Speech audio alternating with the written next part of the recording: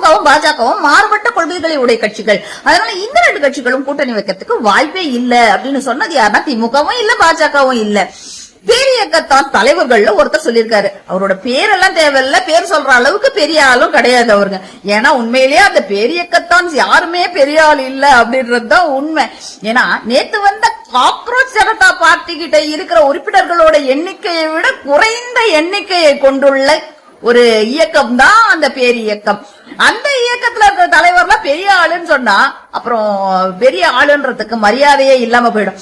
அடுத்து திமுகவுக்கு தமிழ்நாட்டுல இருக்கிற உறுப்பினர்களோட எண்ணிக்கைகளை விட இவங்களுக்கு இந்தியா ஃபுல்லா இருக்கிற உறுப்பினர்களோட எண்ணிக்கை ரொம்ப கம்மி அப்படிங்கறதுதான் மறுக்க முடியாத ஒரு உண்மை. இவங்க எல்லாம் திமுகவுக்கு அட்வைஸ் பண்ற அளவுக்கு இவங்களுக்கு யார் தைரியம் கொடுத்தது, யார் அதிகாரம் கொடுத்தது அப்படிங்கறது தெரியல. திமுக யார் கூட கூட்டணி வைக்கணும் அப்படின்னு சொல்றதுக்கு, அதாவது இன்டைரக்டா நீங்க சொல்றதுக்கு உங்களுக்கு ரைட்ஸே கிடையாது. நீங்க சொன்னா உங்க சொந்த கட்சிக்காரங்களே கேட்டுக்க மாட்டாங்க, உங்க பேச்ச உங்க சொந்த கட்சிக்காரங்களே மதிக்க மாட்டாங்க அப்படிங்கறது தானே உண்மை. அது இந்தியாவுக்கே தெரியும். உங்க பேச்ச உங்க சொந்த கட்சிக்காரங்களே கேட்க மாட்டாங்க அப்படிங்கறது இந்தியா இருக்கிற மொத்த மக்களுக்குமே தெரியும். நீங்க இன்னொரு கட்சிக்கு இன்டைரக்டா உத்தரவு போடுறதுக்கு உங்களுக்கு ரைட்ஸும் கிடையாது, அதுக்கான தகுதியும் உங்களுக்கு இல்ல. அது முதல்ல புரிஞ்சுக்கோங்க. யார் கூட கூட்டணி வைக்கணும்னு சொல்றதுக்கு நீங்க யாரு? நீங்க உங்க வேலையை பாருங்க. உங்க கட்சி யார் கூட எல்லாம் கூட்டணி வைக்கணும், உங்க கட்சி கூட கூட்டணி வைக்கிறதுக்கு யார் ரெடியா இருக்காங்க அப்படிங்கறத தேடி கண்டுபிடிச்சு எடுத்துட்டு வாங்க.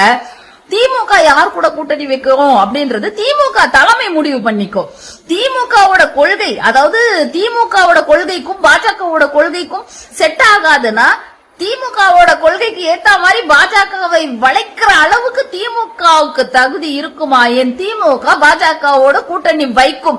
அப்படி ஒரு நிலை ஏற்பட்டா திமுக அதுக்காக என்னென்னலாம் கண்டிஷன்ஸ போட்டு பாஜகவை கூட்டணியில வைக்கணும் அப்படிங்கறது திமுக தலைமைக்கு தெரியும். நீங்க அத சொல்றதுக்கு உங்களுக்கு ரைட்ஸே கிடையாது. நீங்க கூட்டணியில இருந்துகிட்டே கூட்டணி கட்சிகளுக்கு எதிராக நடக்கிற ஒரு நல்ல பேரியக்கம் நீங்க உங்க கட்சி. நீங்க அத பத்தி பேசுறதுக்கு உங்களுக்கு தகுதி என்ன இருக்குது அப்படிங்கறத யோசிச்சு பேசுங்க. அதாவது இன்டைரக்டா நீங்க திமுகவுக்கு இதனால ஒரு செய்தி அனுப்புறீங்களாம். அவ்வளோ ஒன்னும் உங்க பேச்ச கேட்கிற அளவுக்கு திமுக ஒன்னும் இறங்கி வரல.